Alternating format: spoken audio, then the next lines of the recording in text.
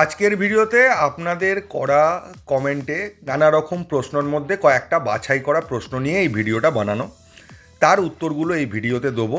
তো যেহেতু লাইভ করতে পারি না, তো আপনাদের যত প্রশ্ন আছে তার মধ্যে বেছে বেছে কয়েকটাকে নিয়েছি, সেগুলোর উত্তর এখানে দিয়ে দেবো।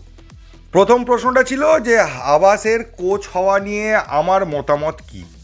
যদিও জানি কমেন্টে অনেকে লিখবেন আপনি কোন হরিদাস পাল, তাদের বলবো দাদা আমার নাম হরিদাসও নয়, আমার টাইটেল পালও নয়। তো যেহেতু জিজ্ঞেস করা হয়েছে তাই উত্তর দিলাম। আমি উত্তর দেওয়ার মতো যোগ্যতায় নেই, আমি কোনো ফুটবল বিশেষজ্ঞ নই। তো আমার দর্শকের সেন্স থেকে যেটুকু মনে হয়েছে সেই অনুযায়ী উত্তরগুলো দেবো।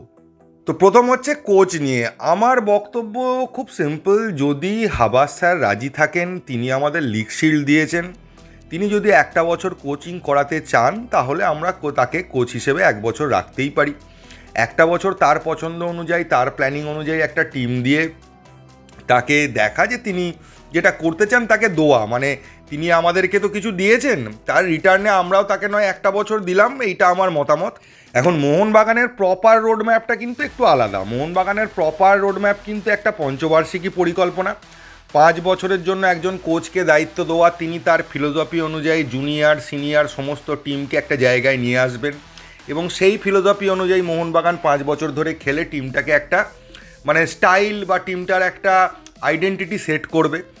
তো এইটা অ্যাকচুয়াল প্ল্যানিং। তো এই প্ল্যানিংটা হাবাস স্যারকে দিয়ে হবে না, এটা আপনিও জানেন, আমিও জানি, সবাই জানে। কিন্তু সেই প্ল্যানিংটা যদি আমরা এক বছর পর থেকেও শুরু করি তাতে খুব একটা অসুবিধে কিছু হবে না। তাই আমার মতামত যে হাবাস স্যার যদি রাজি থাকেন, তিনি যদি ফিজিক্যালি ফিট থাকেন, তাহলে একটা বছর তাকে দায়িত্ব দেওয়া হোক। এবার এই প্রশ্নটার সঙ্গে রিলেটেড দুটো প্রশ্ন আছে, তার উত্তরগুলো দিয়ে দিই। এক নম্বর হচ্ছে হুগো বুমোস। দেখুন, হুগো বুমোস হাবাস স্যার যদি কোচ থাকেন তাহলে হুগো বুমোসের ফেরার চান্সটা খুবই কম, সেটা আপনারাও জানেন, আমিও জানি। তাও আপনাদের কাছে ব্যাপারটা বলে দিলাম যে যদি হাবাস স্যার কোচ থাকে তাহলে হুগো বুমোসের আসার সম্ভাবনা কম, আর যদি হাবাস স্যার কোচ না থাকে তাহলে হুগো বুমোসের ফিরে আসার কিন্তু ভালো সম্ভাবনা রয়েছে। তো সবটাই ডিপেন্ড করে আছে আগের প্রশ্নটার ওপর, যে কে কোচ হচ্ছে তার ওপর হুগো বুমোসের ভবিষ্যৎটা ডিপেন্ড করছে। নেক্সট প্রশ্ন হচ্ছে যে জুনিয়রদের নিয়ে। আমাদের এবছর আরএফডিএলে জুনিয়রদের কিন্তু খুব একটা ভালো পারফরমেন্স দেখা যায়নি, কিন্তু এটা খুব স্বাভাবিক। গত বছর একটা প্ল্যানিং নিয়ে শুরু করা হয়েছিল, সেই অনুযায়ী জুনিয়র টিম নেওয়া হয়েছিল, ওয়ান ফেরান্ডোর পছন্দ অনুযায়ী সেই স্টাইলেই খেলা মোটামুটি বাস্তব প্রায় খেলিয়েছিলেন। তো এইভাবে একটা প্ল্যানিং করে গত বছর শুরু করা হয়েছিল।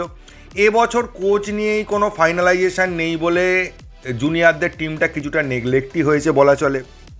জুনিয়রের টিম থেকে ভালো ভালো প্লেয়ার যারা আইএসএলে খেলেছে, যেমন কিয়ার নাসিরি বলুন, হামতে বলুন, এই সমস্ত প্লেয়াররা কিন্তু আস্তে আস্তে মোহনবাগান ছেড়েই বেরিয়ে গেছে, কারণ তারা আইএসএলে অন্যান্য টিমে খেলবে বলে। বেরিয়ে যায়নি মানে বেরিয়ে যাওয়ার 100% খবর রয়েছে, এইরকম একটা ব্যাপার।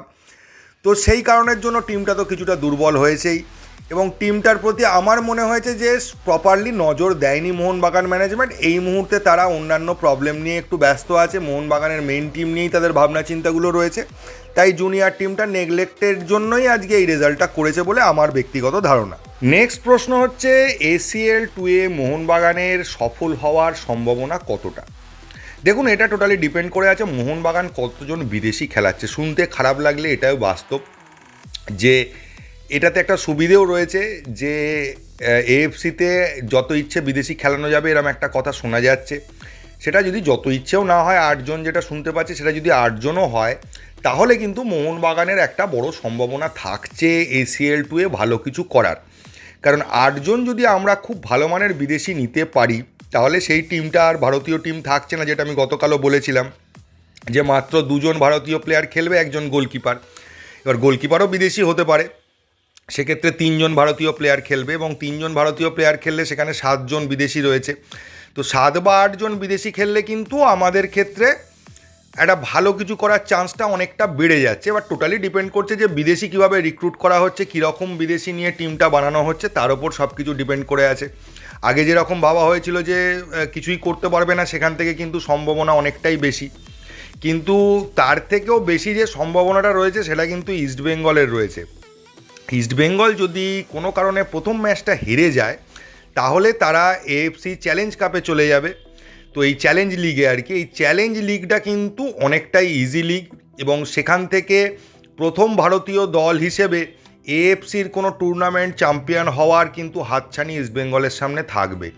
তো এটা একটা ইস্টবেঙ্গলের কাছে বিরাট বড় সুযোগ আছে এবং তারা সেখানে বলতেই পারবে যে আমরা প্রথম এএফসির কোনো টুর্নামেন্ট জিতলাম বা সেটাতে কাপ নিয়ে এলাম ইন্ডিয়াতে, এই একটা গর্বের জায়গা তাদের কাছে থেকে যাচ্ছে, একটা হাতছানি রয়েছে। সেটা যদি তারা কনভার্ট করতে পারে তাহলে তো সেটা তাদের জন্য বিশাল ব্যাপার হবে। মোহনবাগানের ক্ষেত্রে সেরকম কোনো চান্স নেই যে এএফসি চ্যালেঞ্জ কাপ খেলবে, তো এখানেও যথেষ্ট কঠিন হবে। যদি 8জন বিদেশিও খেলানো হয় সেক্ষেত্রেও কিছুটা তো কঠিন হবে, তবে একটা চান্স থেকে যাচ্ছে যে ভালো কিছু করার। আমি একবারও বলছি না যে চ্যাম্পিয়ন হওয়ার বিশাল চান্স আছে। তো এই রকম ভাবনা চিন্তা কারুর কোনো মোহনবাগান সমর্থকের আমার মনে হয় না করাটা কোনো খুব একটা যুক্তিযুক্ত হবে যে মোহনবাগান ACL 2-তে চ্যাম্পিয়ন হয়ে যাবে বা ফাইনাল খেলবে। যদি কোয়ার্টার ফাইনাল বা সেমিফাইনালও খেলে তাহলেও সেটা বিশাল একটা অ্যাচিভমেন্ট হবে মোহনবাগানের জন্য, এইটুকু বলতে পারি। এর বেশি ACL 2 নিয়ে খুব বেশি আশা করার এই মুহূর্তে কোনো প্রয়োজন আছে বলে আমার ব্যক্তিগতভাবে মনে হয় না। তো এই ছিল আপনাদের করা প্রশ্নগুলোর মানে কয়েকটা প্রশ্নের উত্তরগুলো। তো আশা করি আপনাদের প্রশ্নের জবাব দিতে পেরেছি এই ভিডিওতে, এইটুকুই। যদি ভিডিওটা ভালো লাগে প্লিজ চ্যানেলটাকে সাবস্ক্রাইব করবেন। থ্যাংক ইউ, ধন্যবাদ এবং জয় মোহনবাগান।